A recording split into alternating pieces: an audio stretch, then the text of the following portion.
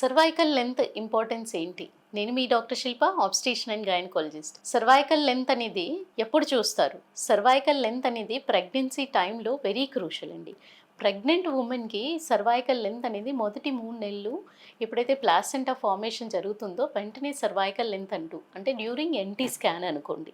NT scan టైంలో cervical length అనేది చూడడం జరుగుతుంది. ఎప్పుడైతే సర్వైకల్ లెంత్ 3 సెంటీమీటర్స్ కంటే తక్కువగా ఉన్నా అది మొదటి ప్రెగ్నెన్సీలో లేదా రెండో లేదా మూడో ప్రెగ్నెన్సీలో కానీ వాళ్ళకి ముందు హిస్టరీ అబార్షన్స్ అనేది సెకండ్ ట్రైమిస్టర్లో అంటే 4వ నెల నుంచి 7వ నెల మధ్యలో తెలియకుండానే అబార్షన్ నొప్పి లేకుండా అబార్షన్స్ జరిగినప్పుడు వాళ్ళకి సర్వైకల్ లెంత్ అనేది షార్ట్గా ఉంది అని, షార్ట్ సర్విక్స్ అని చెప్పడం జరుగుతుంది.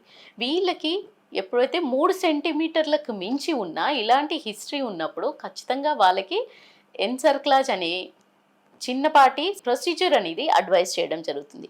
ఎన్సర్క్లాజ్ అంటే గర్భసంచి ముఖద్వారం దగ్గర చిన్న స్టిచ్ తీసుకొని సర్విక్స్ని అనేది గట్టిగా మూసే పద్ధతిని సర్వైకల్ ఎన్సర్క్లాజ్ అని చెప్పడం జరుగుతుంది.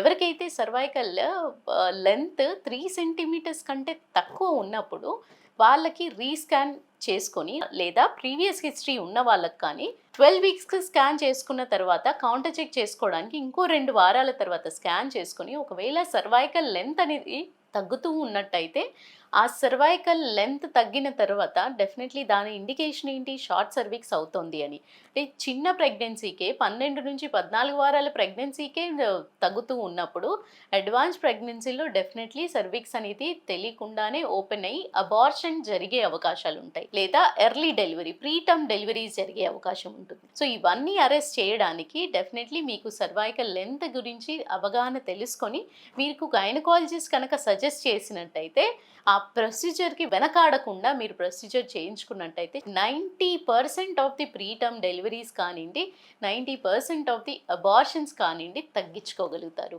సో ప్రీషియస్ ప్రెగ్నెన్సీ ఉన్నవాళ్ళు ఎస్పెషల్లీ దాని మీద దృష్టి పెట్టి చెక్ చేసుకోవడం చాలా ముఖ్యమైనది. Thank you.